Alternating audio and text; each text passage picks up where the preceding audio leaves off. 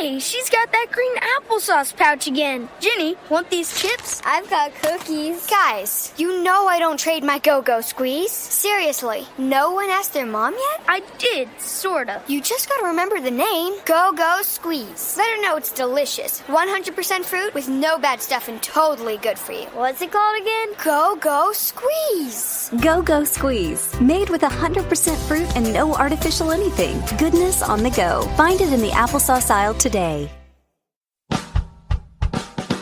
You're listening to the Spark Radio Network, Internet radio like you've never heard before. Innovation, creativity, and imagination are all said to begin with a spark. So fasten your seatbelt and take the ride of your life and listen for the spark. You are listening to KLRN Radio, where liberty and reason still reign. Most writers and radio show hosts know that to connect with your fans, you need to do more than just write books or record the latest podcasts. There are many different elements that go into forming an online platform, but there are also many hidden traps. To make matters worse, solid advice on how to survive the muddy waters is scarce. In the book Hidden Traps, I talk about some of the important issues of working with an online platform, highlighting traps that could put your physical or internet security at risk or be harmful to your reputation. Are your social media posts just links with a few disjointed words, making you look like someone who can't complete a sentence? Did your new website cost you more than you anticipated? Are you leaking your personal contact details across the web without even knowing it? Then you need Hidden Traps. Hidden Traps is now available in paperback and ebook from a variety of retailers, including Amazon, Barnes & Noble, and Kobo. Visit blackwolfpublications.com for more details. KLRN Radio has advertising rates available. We have rates to fit almost any budget. Contact us at advertising@klrnradio.com.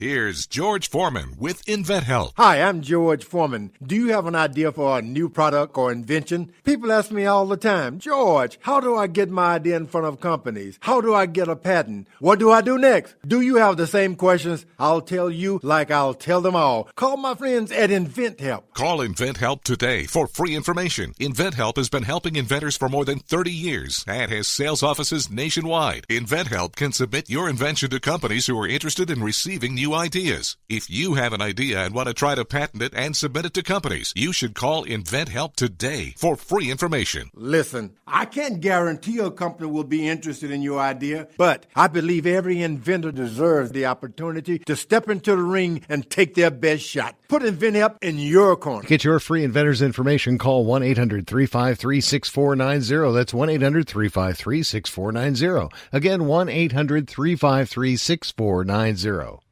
At St. Jude, a family never sees a bill at all. It's like the world has been lifted off of your shoulders. St. Jude Children's Research Hospital. Finding cures, saving children.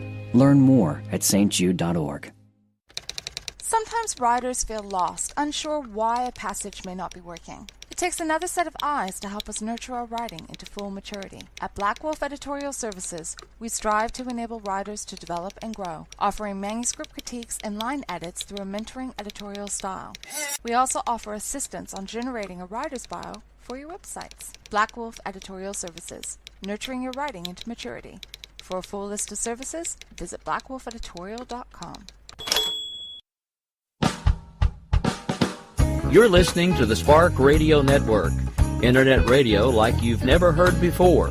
Innovation, creativity, and imagination are all said to begin with a spark. So fasten your seatbelt and take the ride of your life and listen for the spark. You are listening to KLRN Radio, where liberty and reason still reign. Sometimes we need to slow down and remember the simple pleasures in life. Good coffee, good books, and good company. Come on in. Take a seat. The coffee's just been brewed. Let's see who we have in the coffee shop today. What a beautiful day in the coffee shop. There's someone over there with a whole stack of books. Aria Grace, how are you? Hi, Jesse. I'm great. How are you? Awesome. Good to finally catch up with you. You've got quite a few books with your name on them. I do. Yep. There's a lot here. Wow. And you picked one to talk about? Wow, that must have been a struggle. It is a struggle, but this is one of my favorites, so that makes it a little bit easier. I bet. And which one did you pick? So it's called Choosing Happy. It's actually book 3 of the More Than Friends series, and it's one of my very favorite books. Okay, so what makes Choosing Happy your favorite? This was kind of the first real book that I wrote. Before this book, I had done several novellas and was still just kind of learning how to tell a story. And it wasn't until, about a year into my writing that I finally sort of figured out how to do this writing thing and was able to put all that together into a full book that people really liked in a way that they didn't appreciate. Well, that's lame. That they really liked a lot more than the novellas. Okay, so you worked on improving your craft to tell a more cohesive, coherent, emotionally driven story? Exactly. Yeah, I got a lot of feedback in the reviews about tell more, develop the characters more. We want to hear more backstory. We want to feel more emotions from the characters. And so, it took me a little while and a little bit of trial and error to figure out how to do that. And I think it finally kind of came together with this book. Well, that's great. So I can see why it makes it one of your favorites. Now, can you tell me a little bit about who your main characters are and what the overall plot is in Choosing Happy? Yeah. So the first character that you're going to meet is Steve, and he actually made appearances in some of the earlier books, and I can tell you nobody liked him. He made a few bad decisions, and when I announced that I was going to be giving him his own book, readers started writing to me saying, he better redeem himself in a big way because nobody liked him. And so with this book, we really see a kind of growth path for Steve when he meets Joey. And Joey is a slightly younger man who is in a bad relationship and is trying to find a way out. And so Steve reaches out to him and offers some help that I think really surprised a lot of readers, and we got to see his softer side. So Steve goes from being the bad guy to saving the day. Yes, exactly. I think that's called redeeming yourself. He's a big tattooed, tough guy. So, I think people were surprised by the way he turned out. I know a few of those tough guys, and some of them can be absolute kittens on the inside. Exactly. Yes. That's always a nice surprise. So, you were telling me, and I was kind of letting you tell about the book. The genre is gay romance. Mm-hmm. Yep. Okay. I love a romance. I'm probably going to get killed and slaughtered for this, but I even read all 4 of the E.L. James 50 Shades books. Okay. Now, my favorite was actually Grey, which is the one she tells the first book. Yeah, I loved that book, yep. Christian's perspective. That was actually my favorite because I felt like I was actually getting into his mind and getting more into the psychology in the book. Yeah. But, so is that the kind of approach you take with this, or do you take a different approach? Was it hard to write a gay romance? And I'm peppering you, I ought to slow down a minute. So was it hard to learn to write a gay romance? It was, the first few, just attempts at writing were just traditional. I think a lot of writers kind of start with erotica because um, it sounds easy, and we all think like, okay, well, let's just write down some things that I've thought about, and so that's where I started. But when I really started writing different scenes, I realized the ones that I just really liked the boys a lot more. And so putting them together and kind of ditching the girl altogether was a lot more fun. I can see that. Now, I'm no writer, but some of my best friends are guys. In fact, most of them. So how long did it take for you to write Choosing Happy? So that's actually, it was one of the fastest books that I've ever written. And I think the story just happened to flow really quickly. Like it had been kind of churning in my head for months. And so when I finally sat down, I think I probably finished it in 2 or 3 weeks. It was pretty quick. And that kind of spoiled me for future books, thinking that they would all come so easily. And unfortunately, that has not been the case. So it took you 2 to 3 weeks to write the book. Did you then go through an editorial process or use an editor or have a beta reader or that other set of eyes I'm constantly hearing about? Yes, for sure. So I had 2 close friends who were into the story, who had already been following the story, beta read it, and I did use an editor to do the proofreading and kind of the grammatical checks, and honestly, I think there's probably still a few typos in every book, just because if it's a good book that people get sucked into, it's easy to miss the little things here and there. But yeah, there were several people that went through it before it actually hit the shelves. Well, personally, I think that makes a better book if you can get rid of some of those flaws. Because someone one time gave me an arc, and I'm never going to name the name. I couldn't get 6 pages into it. And I'm not a grammar Nazi. And I wanted to bring out the red pen and fix the typos and the spelling mistakes. I mean, it looked like it hadn't even been spell checked. Yeah, I've read those, and it's worse when you pay money for them, and that happens too. But yeah, there's good and bad to self-publishing. So you did go the self-publishing route.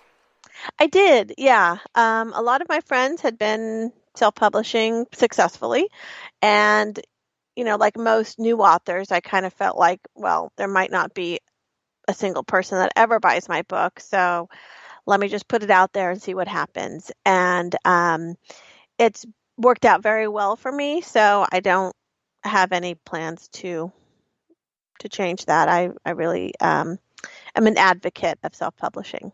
Well, my opinion is self-published, traditional published, hybrid, crowdfunded published, they're all welcome in the coffee shop. Good. It's a book. Of course I want to get all over it and find out more about it, Yep. So when you finished, how did you come up with the title Choosing Happy?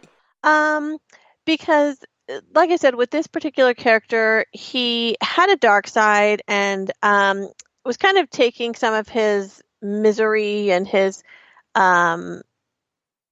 sadness out on, he felt his sadness and he sort of took that out on other people. And at some point throughout the story, he kind of makes a conscious decision to not be miserable anymore and to choose differently and to do something that is not is not normally the way he would go, but is maybe the right way to go. And it worked out for him. Okay, so how far into the book, if you haven't read the first 2 novellas, how far in does the romantic and all the steamy stuff happen? Well, my books tend to, and this is not intentional, but it just, the way it works is that the good stuff tends to happen at the end. There's a lot of angst and a lot of buildup and a lot of teasing until the moment of truth. So in this particular story, there's definitely the angst and the tension, and it's probably about halfway through before there's even a kiss, and then it slowly builds from there. Personally, I think that's fantastic because it makes for a more realistic story. Yeah, I think so. I think it's nice as a reader. I know I like reading books that I kind of develop the relationship with them, and I feel all those emotions with the characters and the excitement and the fears and insecurities, and yeah, it takes a little while to get past some of that. So you finally made Steve, who is a crabapple, for lack of a term here, into a nice guy, and you've given him a romantic partner in life. I'm sure there had to be more drama, or we would not have books. 4, 5, 6, 7, 8, 9, and 10. Yes. Yes. So the basic plot of this story is that Joey's in a bad relationship, and he escapes from the control of like kind of a known mob boss, and this guy Topher runs a male brothel that Joey didn't work at, but he kind of was like Topher's property, I guess, in a way. And so when Steve decides that he's going to help Joey, he has to confront Topher and make it clear that you're not getting him back, basically. But there were some debts, financial debts, and involved, and Steve has to figure that part out. And then there's also, and because he doesn't feel that paying off the debt will be enough to get, to appease Topher, they have to go a few steps further to make sure that they can have their happily ever after. So, there's a little bit of action. Does Steve know he's gay at the beginning of the book, or is it something he discovers along the way, or? Yeah, so in this story, they both know, and they're both out and have been in relationships in the past. Steve was in a good relationship that he kind of screwed up, and a few years prior, and then since then he's kind of been in this downward spiral, and so that's where we first meet him, where he's kind of taking everybody down with him. But each book is actually its own couple, so it's not Steve and Joey's story throughout the entire series. We meet them in this book, or we really get to know them in this book, and then we see them to the end in this book, and then the next book is about other characters. Oh, wow. So do Steve and Joey make any guest appearances in the other books, passing mentions? They are certainly mentioned in probably all of the books, and I wrapped up the series. So the last book in the series, book 10, is called Choosing Us, and it actually goes back to Steve and Joey, and it is a menage story where they add a third person to their relationship. And so they are unique in this series where they get 2 full books. But again, they tend to be everybody's favorite couple, so it just worked out that way. You kind of had to bring them back if they're your readers' favorites. Yes, completely. I agree. Although I had a lot of people saying, you better not screw things up for them by bringing in a third. So it was a very delicate situation to take that risk, but it worked out. I think everybody was pretty happy with how the series wrapped up and their story wrapped up. So is this the only series you have out? Do you have, what do you, okay, you wrote a 10-book series. I know you didn't stop writing. Nope. So after that, I went back to another book that I wrote a few years ago. And when I wrote the book, When It's Right, I expected that to just be a standalone. And when I got to the end of this More Than Friends series, I thought, well, I think I can, let's do this again in Denver. So I went back to this standalone book and I kind of expanded it. And that started my next series, and I'm actually in the process of writing book 10, the very last book in that series. It's called the Mile High series. Okay, so is the Mile High series another gay romance series, or you got to tell me? It is. Yep. That seems to be where my sweet spot is. I've tried a few male-female or like hybrid romances where there's males and females and males and males, and I've done a few that are just traditional male-female erotica, and those have not done as well. I don't know if I'm just not as good as at writing about women, or if that market's saturated, or whatever the case is. But the gay romance seems to be what people want to read from me, and it's what I have the most fun writing. So I was just about to ask that. Is that what you enjoy writing? It is. I do. I love these guys, and it's a lot of fun. Now, for people who regularly listen to Coffee Shop, they're going to find this as a little bit of a surprise. I have confessed many times on air that I am a thriller. My first love is thrillers. But I'm going to tell you guys, I got a few romances on that Kindle. I got 3,000 books on that Kindle. You think there isn't a little bit of everything hiding in there? And I do have a few that are favorites. I'm just not telling you which ones. But so, even as a thriller, and the reason I mentioned that, even as a thriller reader, just the sound of how you develop and grow the characters has enticed me and makes me want to read it. So I definitely think you're onto something here. Good. I hope so. Yeah. I mean, I'd love to attract people who maybe have never considered a gay romance or never really thought that would be something that interests them. And, just maybe open their mind a little bit and encourage them to consider that love is love, and however it looks and is comes together, it's all good. And that's why, again, I'm putting myself out here. I saw the 50 Shades bit as a romance with a weird twist. And that's literally how I dealt with it. And it makes a beautiful romance. You just have all these crazy twists that throw in. But that's what I think kept the thriller side of me going, ooh, what's next? Exactly. Yep. You did want to find out what was going to happen next outside of the bedroom or the dungeon. Exactly. So you are finishing up a second 10-book series. First of all, I am in awe. Aria, I am surrounded by writers. I have writer friends. I obviously talk to writers routinely. Writers, authors, wannabe authors, the whole 9 yards.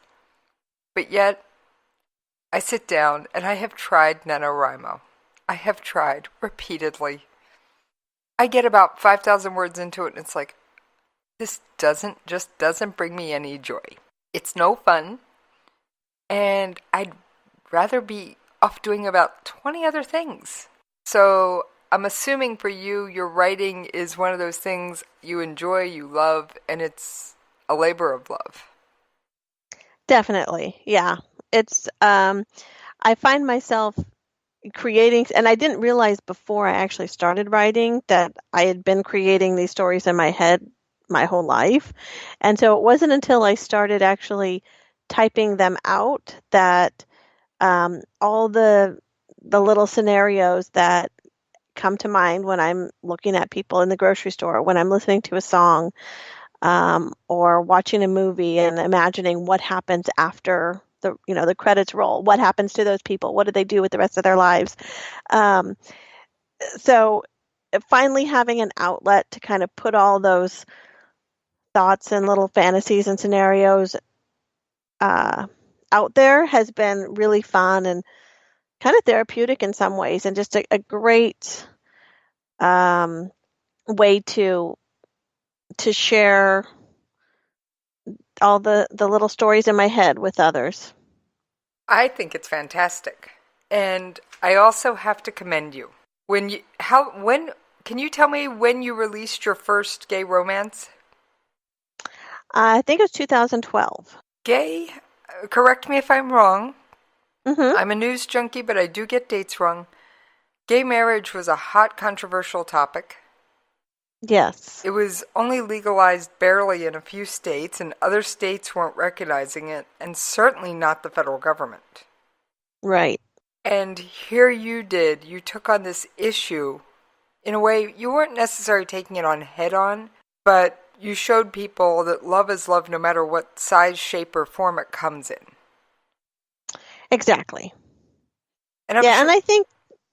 I was just going to say, I'm sure that wasn't your intent to make a political statement, but I do think that takes some courage on your part. Well, I do use it as a little bit of a soapbox now and then.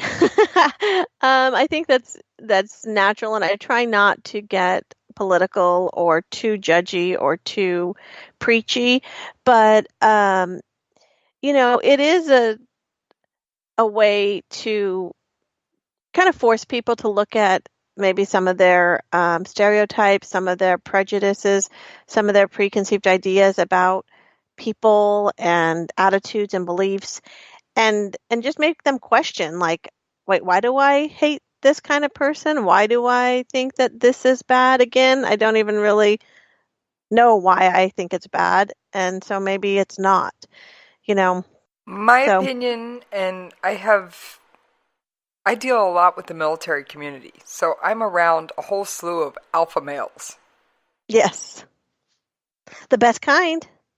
And I have friends in the Special Forces community. I don't know if you looked up my bio at all before you came on. A little bit. My first husband was a member of the Special Forces, and I am the proud keeper of his casket flag. And then I couldn't stay away from the military. I remarried another active duty member of the United States Armed Forces. Wow. Moth to a flame, I guess. Yeah.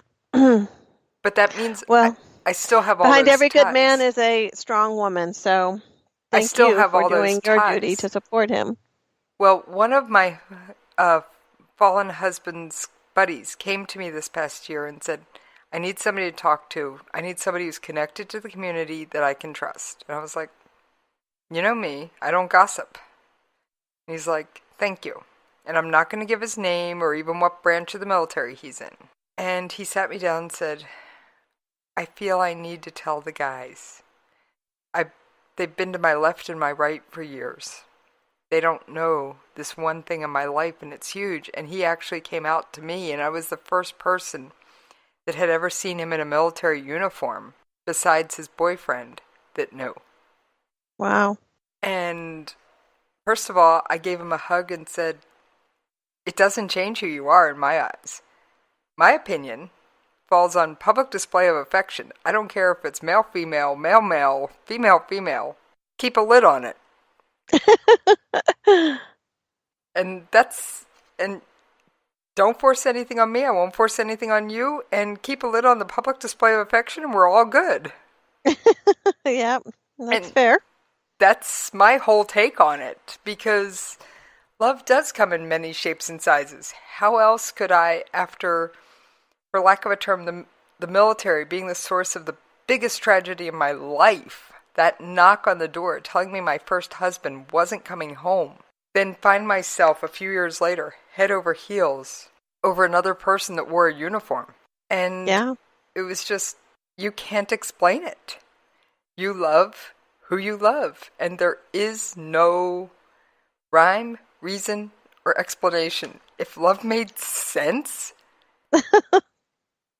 We might be able to figure out some kind of formula, but last I checked, the love potions from Hogwarts have not made their way to reality yet. Yeah, there'd probably be a lot less babies in the world. So it's one of those things I think it's a phenomenal thing that you did. I think it's phenomenal that you had the courage to, first of all, admit to yourself that this is what you enjoyed writing. And then continue down that path and create multiple variations of it. Now, well, it's becoming a more popular genre for sure. But when I first started writing, there just wasn't a lot of modern gay romance out there, and so the people who liked reading it, once the Kindles were invented and you could read privately and you could kind of read anything that you wanted to without people looking at the cover and making faces or judging you or whatever, that really freed people to pursue the things that interested them. And I got a lot of letters from women saying, I love these books and I love the stories, and it's really cool that you're writing them. And then I also got a lot of feedback from men saying, this is my story. Like, that is exactly how I felt. That's how it went down for me. I feel like you were there that night or whatever. And so it's been a really powerful and moving journey to hear these stories and to know that, I may be making some people's lives a little bit happier, or making them feel a little bit more accepted or a little less different, or, whatever the case is. I've got to say, I think it's incredible what you're doing. And I was going to ask, how did you research this, or did you just make it up all in your head and hope you were right, or did you have gay friends that you were able to openly have these conversations with? In the beginning, it really was completely made up. Like, it was all just fantasy of how I thought that things went and how I thought it all worked. And, the very, very first books, I think you could probably tell that I didn't quite know what I was talking about. They're not completely far off, but it's taken a little bit of time and research, talking to gay men, having those kind of open conversations. Now it's a lot easier because I have a lot more friends in the publishing world that are authors or just, fans that are willing to answer any kind of question. But in the beginning, there was a lot of like, I hope that this is making sense because this is how I think it should happen.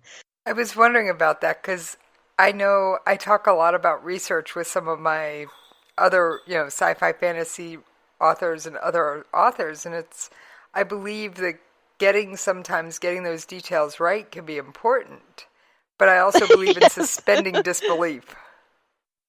Yeah, exactly. Just like I don't know exactly how a, vampire digests blood, or a shifter changes from one form to the next, or an alien can fly, whatever. This is fiction, and you do have to just kind of go with the story. And I think that a reader enjoys a book a lot more if they just follow the intent of what the story is. And, maybe a fact is a little bit exaggerated, or like you mentioned, sometimes the romance or the insta love happens a little too quickly. And, well, sometimes that happens. I will say I can suspend disbelief to a point, but if you suddenly do something absolutely crazy that makes no plot sense, like you put the Washington Monument in downtown Detroit out of thin blue with no basis in your plot to back it up, and it just somehow now exists in Detroit, I will say something major like that is going to turn me off. Yeah, it's hard to get past things like that for sure. But if it's just, it was just a little bit off, but it still makes sense in your world, then it's all good. Yeah. So I hope I'm making sense actually myself. Of course. Yeah, I mean, excuse me. Definitely. I think that um, when an author is writing any kind of fiction, they do have to put themselves in the place of their characters, and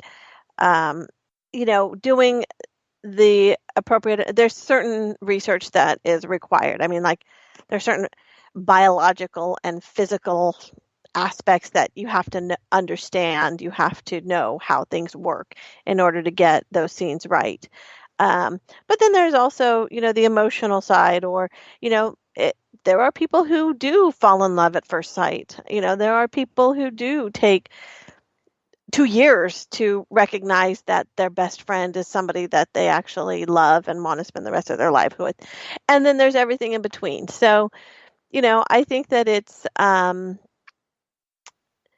just a matter of wanting to enjoy the story and putting yourself in the characters as they are, whether they make the same kind of decisions that you would make or make completely opposite decisions, or things happen to them in ways that have never happened to you. But this is the story, and hopefully you like it. Maybe not every story in a series or every book is as good as the last one, but like you said earlier, they're all books, so you can't really go wrong with just about any of them. Yep, you just hang on for the ride and see what happens next. Speaking of what's happening next, it is time to pay those radio station bills. So Aria, I'm going to ask you to hang on with me while we take a commercial break, and we will be back with you on the other side. You're listening to the Spark Radio Network, Internet radio like you've never heard before. Innovation, creativity, and imagination are all said to begin with a spark. So fasten your seatbelt and take the ride of your life and listen for the spark. You are listening to KLRN Radio, where liberty and reason still reign. If you're 85 or younger, would you like peace of mind and comfort for your family? We're Final Expense Direct with an urgent message for you. The average funeral today costs over $8,000, but the most you'll get from government benefits is $255. How will your family pay the difference? We can help. Our senior plans start as low as just $1 a day and pay up to $30,000 for a funeral and other final expenses. Peace of mind is easy. There's no medical exam. You'll have lifetime coverage, and your plan can't be canceled as long as you pay your premiums. Call now for free information about our senior plans. Answer a few simple questions and receive approval right on the phone. Plus, call right now and we'll give you a discount prescription card for free. Call 800-553-8687. That's 800-553-8687. Again, 800-553-8687. KLRN Radio has advertising rates available. We have rates to fit almost any budget. Contact us at advertising@klrnradio.com.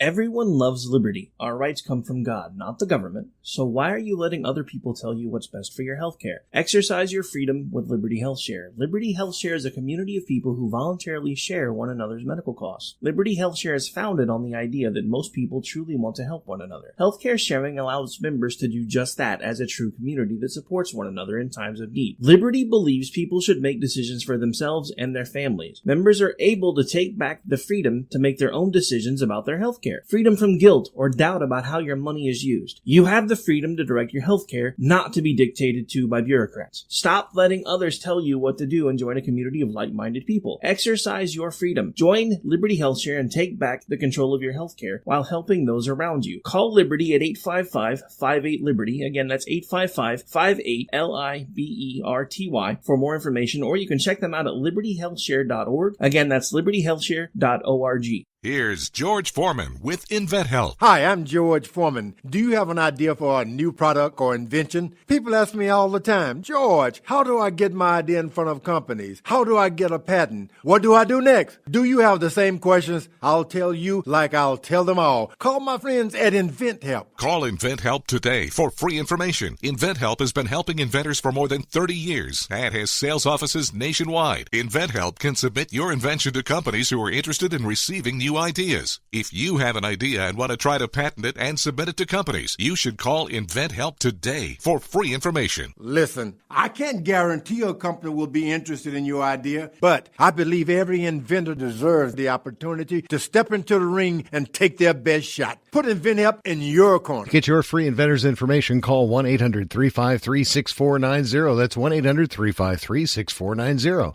Again, 1-800-353-6490. At St. Jude, a family never sees a bill at all. It's like the world has been lifted off of your shoulders. St. Jude Children's Research Hospital. Finding cures, saving children. Learn more at stjude.org. Sometimes writers feel lost, unsure why a passage may not be working. It takes another set of eyes to help us nurture our writing into full maturity. At Black Wolf Editorial Services, we strive to enable writers to develop and grow, offering manuscript critiques and line edits through a mentoring editorial style. We also offer assistance on generating a writer's bio for your websites. Black Wolf Editorial Services, nurturing your writing into maturity. For a full list of services, visit blackwolfeditorial.com. All right, thank y'all for hanging in there with us while we paid those radio station bills. Yes, unfortunately, bills are a necessity in all walks of life. Speaking of walks of life, Aria, how did you get started in writing? Well, I loved reading as a child and kind of took a break from it when I started having kids of my own and I got busy with my husband and family and all that. And one day I was in Target and I saw a copy of Twilight and I'd heard all about it and the movies were just out and I figured I'd pick it up and just see what it was all about. And that afternoon I finished the book, had to drive back and buy the rest of the series.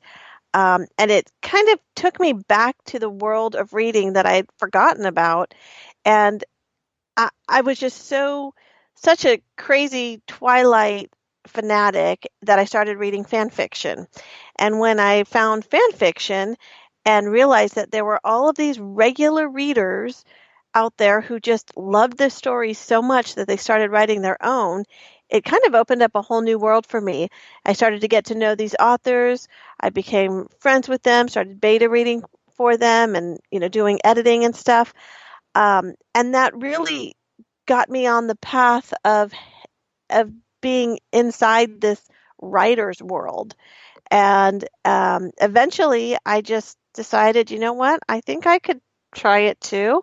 And so I sat down and wrote the first little short story, sent it to a couple of the friends, and they're like, you know what, I think you need to give this a try. And so it really all started with Twilight. And I know that so many of today's contemporary authors can say that, Stephanie Meyer, E.L. James, J.K. Rowling really, got them back into reading and ultimately into writing. And so, yeah, that's where it started, my Twilight days. I think that makes for a fascinating story. What would you tell to someone who wants to try writing, but they're not sure where to start? I would say just sit down and do it. You don't need fancy equipment. I would say don't do it on paper. That's going to just make your life crazy. But any, word processing, Microsoft Word, that's what I use. Just sit down and get it on paper. Don't worry about structure. Don't worry about, the rules of building a plot and story arcs or any of that stuff. Just tell your story. And once you get in the habit of documenting all the voices in your head and you can, put those characters onto paper, it's a lot easier to go back later and then, connect the little plot inconsistencies or fix timeline issues or things like that. I know some authors really like to plot out everything in advance. They have a very strict outline and they stick to it.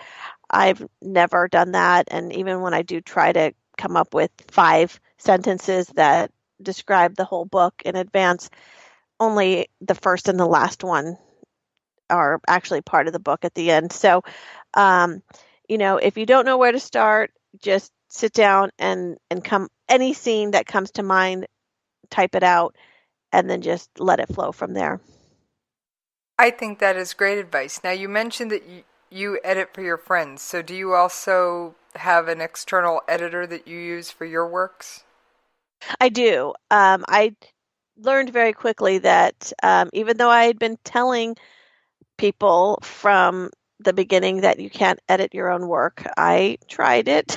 I thought that I was beyond and above the average person, but no, you definitely need other people and outside eyeballs who don't know the story that's inside your head to read it, to make sure that it makes sense and to find the little inconsistencies that you thought you corrected because in your mind you told yourself to go back and correct it. So I have a couple very trusted editors that I use for all of my books, and it's definitely important in order to put out a quality product that people will enjoy versus one where they're constantly being jarred from the story or like, wait, I thought that person's name was this, and is there supposed to be a "the" in that sentence? Because it doesn't make any sense. That really does kind of ruin the story for a lot of readers. Now, the other topic that I always ask about, cover art. Do you get your covers professionally done? Do you design them yourself? Do you come up with the concept and then pay someone else to bring it to life? Where do you come up with these covers? Well, I do have a background in marketing and I'm familiar with graphic design software. So I actually did all of my covers myself until pretty recently. So it was just with the current batch of the More Than Friends series. So it's a white cover with a black and white guy on each book. That is the first series of books, of covers that I had professionally done. All the rest and all the previous iterations of this series, because this is probably the 3rd or 4th set of covers that I've used on this particular book series, I did myself. And I just used stock art and, tried to make it look not too amateurish, but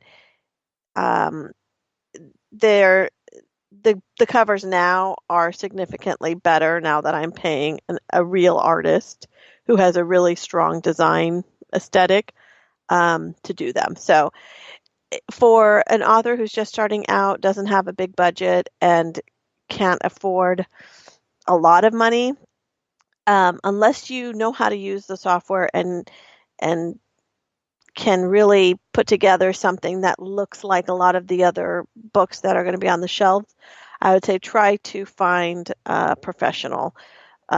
You can find somebody to do a cover for $50 or $100 if you look hard enough.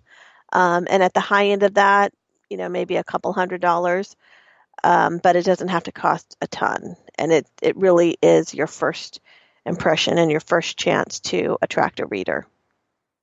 They always say don't judge a book by its cover, but I think everybody, including yours truly, is guilty of doing it. Exactly. Because I know sometimes something on that cover will attract my attention. It could be something in the background that wasn't meant to be a main part of the cover, but it kind of tells me where the book is set, and it's like, I like that country, so I want to read this book. Yeah, exactly. And that's what a good cover will do. It will give you just enough to pique your interest and make you shell out a couple bucks to read more, find out what it's about.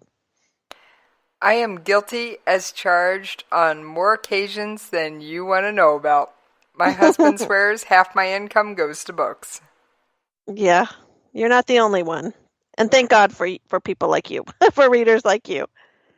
Oh, and if I fall in love with an author and their series, it's over. Every book they put out will be on my Kindle.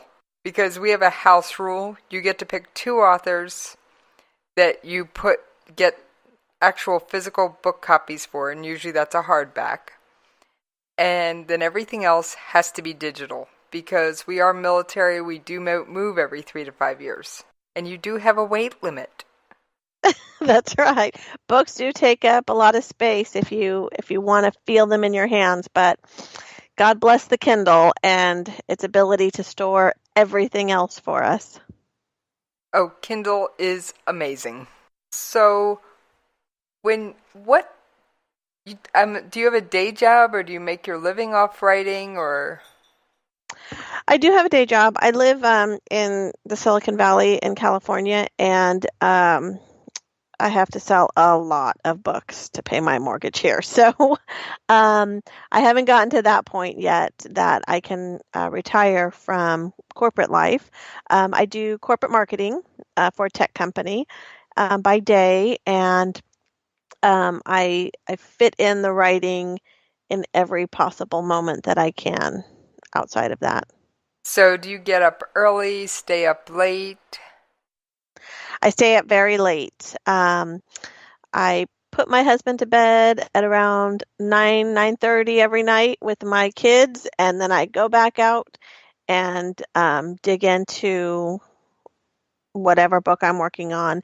And then I'll usually try to find, if I'm on deadline or really trying to finish up a book, then I will do a lot of dictation, like while I'm driving to and from work. I can usually get a chapter dictated in each direction while I'm driving, or at lunchtime I might walk to a deli down the street, and while I'm walking I'll dictate, and then I can that night at home clean up the mess of dictation that I've done. But that really helps me to get in my word count every day.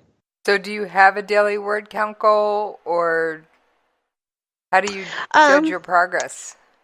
Yeah, I'd like to do at least a couple thousand words a day. And if I'm dictating, that's easy. On a good day, I can do 8,000 to 10,000 words a day.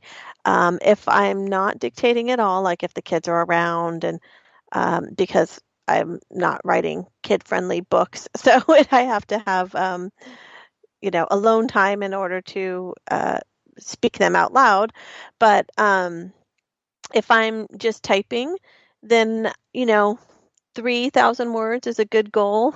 Of course, there are days when I'm lucky to get 300, but you have to have goals. How do you handle the inevitable, every author has faced it that I know of, writer's block? I start calling up friends and saying, help. I have a couple trusted friends that I can call at any time and say, okay, so-and-so is at this point. I just had them do this. Now I need them to do this other thing, halfway through the book. But what do I do in between? And then we kind of talk it out a little bit. And usually they'll come up with some crazy suggestions that don't really work at all. But inevitably, it'll spark something that, okay, I think I've got an idea now. I think I can work with the one word you just said that, I can take in a different direction, and that will generally get me back on track. Because, there are definitely times where I just have no idea. Like, I can't think of a funny thing to say, a single conversation the characters can have, a way to move from one scene to another. It definitely happens. So you lean a lot on your writing community. Is that local or online, or how did you meet all these other writers? Well, initially I met them through my fan fiction addiction, just, as a reviewer and excited reader of fan fiction. I got to know some of these authors, and a couple I became very close friends with, and we started to meet in person, even though we lived in different states. And then I started attending writers' conferences, and that's really where I've gotten to know most other authors. For the most part, it's all online. I don't have any author friends that live, within a 50-mile radius of my house that I can have lunch with or anything like that, unfortunately. And I'm on the West Coast, so most of the writing conventions happen on the East Coast, so they don't even come in my direction too often. Yeah, so it's really just all online. We talk through Facebook. I'm in a lot of groups. I've got a few people that I email with on a pretty regular basis, and we just kind of keep each other accountable and check in to make sure we're doing what we're supposed to be doing and finishing up and keeping our work in progresses on track and all that stuff. I'll say, because I deal with the writing community a lot, I've stumbled into the writing community on Twitter. Now, is that something that you're involved in, or would that be a place where a new writer could reach out and try and make friends? Or, honestly, I've not gotten that closely involved with the writing community on Twitter. So for me, I can't really recommend it. Not that there's anything bad. I haven't really experienced it. I certainly have a Twitter account. I certainly follow all of my writer friends, and very occasionally I check in to see what people are doing, and I post even less occasionally, or I'll tweet something. But I've heard that it is a very active community. I just because of the time lapse, unless when you're on Twitter, you see what's happening right this minute. And so for me, it's just hard to kind of keep track and to keep conversations, because I am looking at it at midnight in California, which is 3 a.m. in New York. And so it hasn't quite worked out for me. So I have better luck in the Facebook groups, of which there are many. And I can usually follow threads a little bit better on Facebook. Okay, so you think that Facebook might be the way to go for a new writer looking for other writers to learn from? Yeah, I think so. I would definitely recommend joining some author groups or author and reader groups, and just asking questions there, or lurking and seeing what people are talking about, when authors are talking about different advertising techniques they might have used, or if they're looking for group promotions, if there's opportunities to get involved with a group media purchase or something like that. It's a great way to get yourself out there without having to have a lot of personal relationships until you build those personal relationships. That sounds like fantastic advice, and I always do try and make sure there's a little advice for the listener out there who, believe it or not, some of my listeners I have a unique conglomerate of both writers and readers that listen to my show, because they know I include the tidbits about writing and kind of peel back that curtain a little bit with my authors. And so I've gotten responses of, can you ask the next author that you have on about this or that? And then I've gotten ones that go, oh my gosh, I heard about this book on your show and it was great, da da da. So yeah. That's why I go into both sides, because I love the books, but I'm one of those people, I always want to know more about the person behind the book. Yeah. So is there anything that we haven't touched on that you wanted to bring up? Well, I guess I'll just end by saying that, if your author, if any aspiring authors, or if any of your readers are interested in spending some actual time with me, I'm going to be doing a Romance on the Sea cruise in October. Well, it's the end of September through the first couple days of October, that sails out of Galveston.